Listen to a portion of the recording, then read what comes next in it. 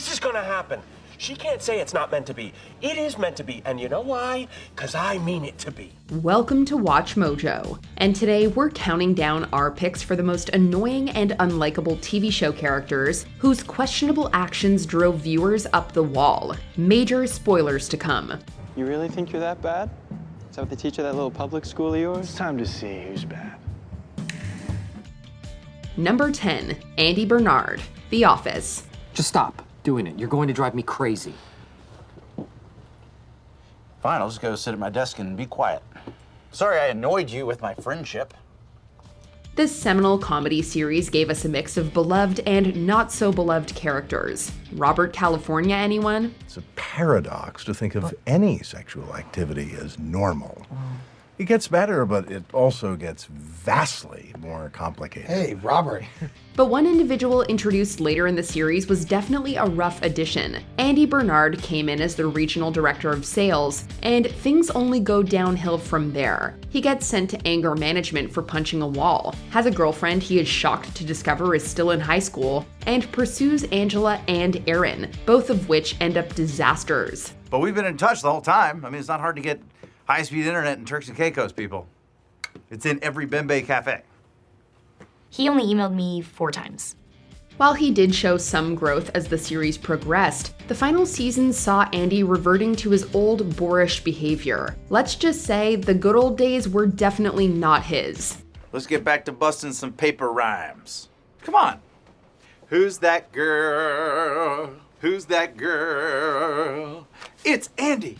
Number 9, Reagan Lucas, New Girl. This Zooey Deschanel-led comedy has remained fairly popular, even after its conclusion in 2018. While there are many reasons to love this show, swapping out the titular character for Reagan Lucas is not one of them. What is wrong with you?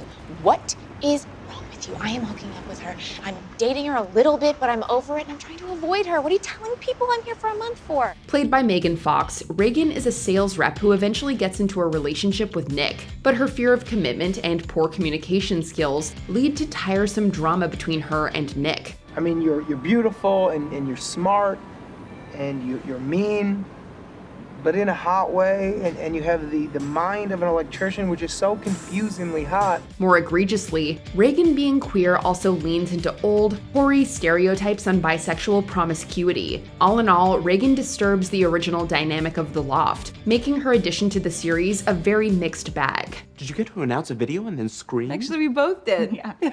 And then we hooked up. Yeah, that's true too. Number 8, Nikki and Paulo, Lost. This couple is star-crossed, all right, as in we and the stars hate their guts. Initially focused on 15 of the survivors, Lost later introduced Nikki and Paulo in the 3rd season. Where's the bag? What? The bag. Paulo, where is it? Nikki, an actress, and Paulo, a con artist, are together largely for one reason: $8 million worth of diamonds they lost in the plane crash. When Paulo finds the diamonds, he hides them, fearing Nikki would leave him if she got her hands on them. Just like one bite from the spider will paralyze you for about 8 hours. It won't kill you. It'll just slow your heart rate down to the point where even a doctor would have a hard time hearing it beat. She eventually finds out and sicks a venomous spider on him, only to get bitten herself. The paralyzed couple is then mistaken for dead by the others and buried alive. Hey, what happened? Paralyzed.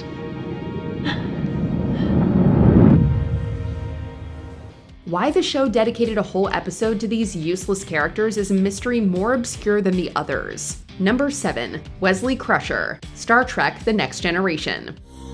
Sir, I know this may finish me as an acting ensign, but Shut up, Wesley. Introducing adolescent wards of legacy characters can be tricky, but this was a whole nother ballgame. After his father was killed under Captain Picard's command, Wesley Crusher came onto the Enterprise D, along with his mother. Although Picard was initially resistant to him, Wesley soon proved his intelligence and eventually became acting ensign. Wesley's fast rise in the rank was all the more baffling considering he flunked the Starfleet Academy entrance exam. I know you're just trying to be helpful, sir.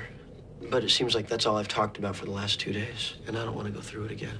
But what really got under fans' skin were his lies to Picard, of all people, as well as his penchant to save the entire ship with a deus ex machinas despite his inexperience. There really is no perfume more offensive than Eau de Mary Sue.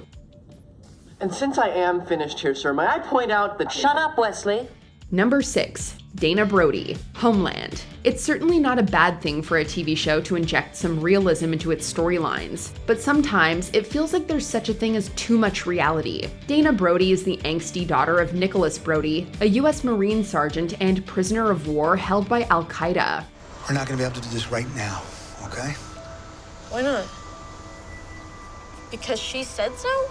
It's really complicated, Dana. No, actually, it's really obvious. If you're wondering why her character even exists in this espionage thriller, you're not alone. When her father returns, Dana's teen angst takes center stage. She butts heads with her mother and struggles to understand her father. No, Dad, you really make me sick. Hey, Dana. Dana! It's a realistic portrayal of a teen girl, but something about it feels annoyingly out of place in this show about terrorism. Unsurprisingly, Dana quickly drew the ire of fans for her misplaced theatrics. You say you want to help? Go away and never come back. Get out! Get out! Number 5. Kim Bauer, 24. Speaking of annoying TV daughters, Jack Bowers is another one that audiences never really latched onto. Sure, there are other characters on 24 that viewers loved to hate, but Kim Bauer was in a league of her own. Sweet. Dad! Thank God you're all right. Oh! I'm sorry. Are you okay? Yeah, baby, I'm all right. How about you? Fine. Are you sure? Positive. Sweetheart. Right from the start, Kim was a magnet for trouble. From getting kidnapped by terrorists to being infected with a virus, her role as the damsel in distress only spirals downwards, as she makes illogical decisions that get her into more trouble than out. What? Shoot him. I can't. Kim, I want you to point the gun at his chest and pull the trigger now. No, I can't. Kim's resentment of her father for her mother's death, while realistic, only came off as whiny. It certainly didn't help that the writers kept getting her into life-threatening situations, often with her priorities focused more on her boyfriends than said situations. I'm the one that should apologize. I pushed you away. And instead of taking responsibility for all the mistakes I made in my life, I blamed you. And it was stupid. Number 4. Ted Mosby, How I Met Your Mother. Irritating side characters are one thing. Unlikable protagonists? Well, that's a sign that your show is on the rocks. In this CBS sitcom, Ted Mosby tells the tale of how he met his children's mother. A heartwarming premise, except Ted's nice guy antics ruin it. Why? She sounds perfect. I don't want perfect. I want Robin. Oh, God, not this again, Ted. It's a mistake. Maybe. Despite him and Robin being fundamentally incompatible and his undeniable chemistry with the actual mother, Ted refuses to move on from Robin. The final straw for fans came when, after the mother's tragic death, Ted quickly went back to Robin. Yet Mom is hardly in the story. No. This is a story about how you're totally in love with Aunt Robin. And you're thinking about asking her out, and you want to know if we're okay with it. How I Met Your Mother? More like How I Discovered Aunt Robin as the Love of My Life, actually. It's not every day you see a protagonist ruin his own show out of sheer delusion. And you've been sitting here all night, staring at a single ticket to Robots vs. Wrestlers because the rest of us couldn't come out. Look around, Ted. You're all alone.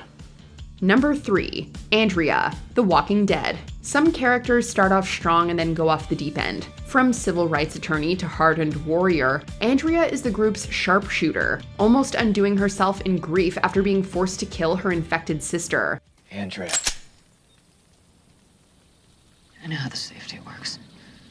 Things don't get better for her after that. Andrea forms a relationship with the governor, who turns out to be villainous and shoots Daryl, nearly killing him. No!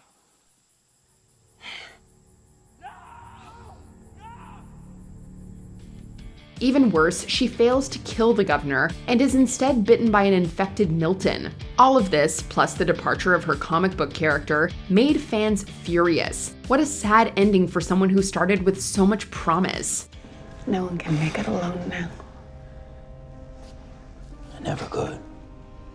Number 2, Dawson Leery, Dawson's Creek. Another unlikable protagonist is this show's namesake. Dawson's Creek was among the most popular teen-centered shows on the WB, but its protagonist left a lot to be desired. While we're dragged through the highs and lows of his romantic life, Dawson's sensitive, aspiring filmmaker persona is constantly undermined by his sense of entitlement. Somebody who doesn't blow into town with their dysfunctional past to play mind games with the boy next door. Somebody who is capable of a healthy, committed relationship. And unfortunately, somebody nothing like you.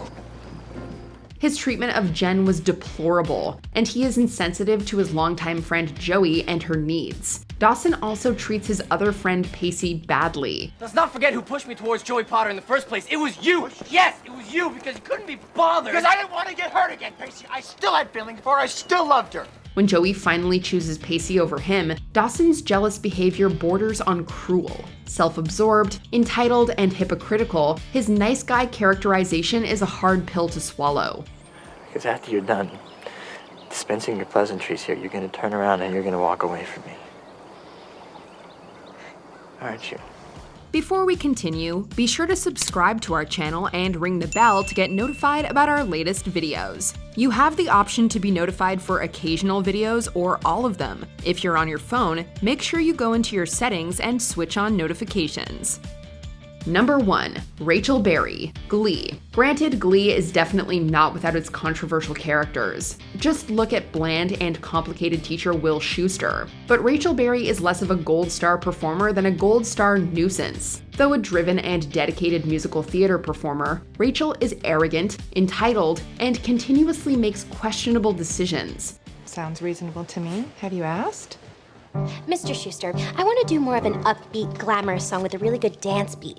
No. From pursuing her crush on her teacher to dating rivals and sabotaging anyone in her way, Rachel does whatever Rachel wants, and to hell with the consequences. Stupid is watching all of your friends make plans for their future and realizing that you have none at all. No plans, no college, nowhere to go. She may think she knows best, but her ideas and visions often lead her to failure. Lea Michele's alleged real-life diva behavior on set did not help matters either. Normally, we'd hate to rain on anyone's parade, but in this case, it's a well-deserved storm. I spent all day trying to fire you. I spoke to Rupert, the other investors, and they all agreed that you're an ambitious, irresponsible child. Which other awful character do you feel was a cloud that rained on everyone's parade? Let us know in the comments. Rachel, you suck. Oh my God, you're like a total drag. Has anyone ever told you that? I have. Did you enjoy this video? Check out these other clips from WatchMojo and be sure to subscribe and ring the bell to be notified about our latest videos.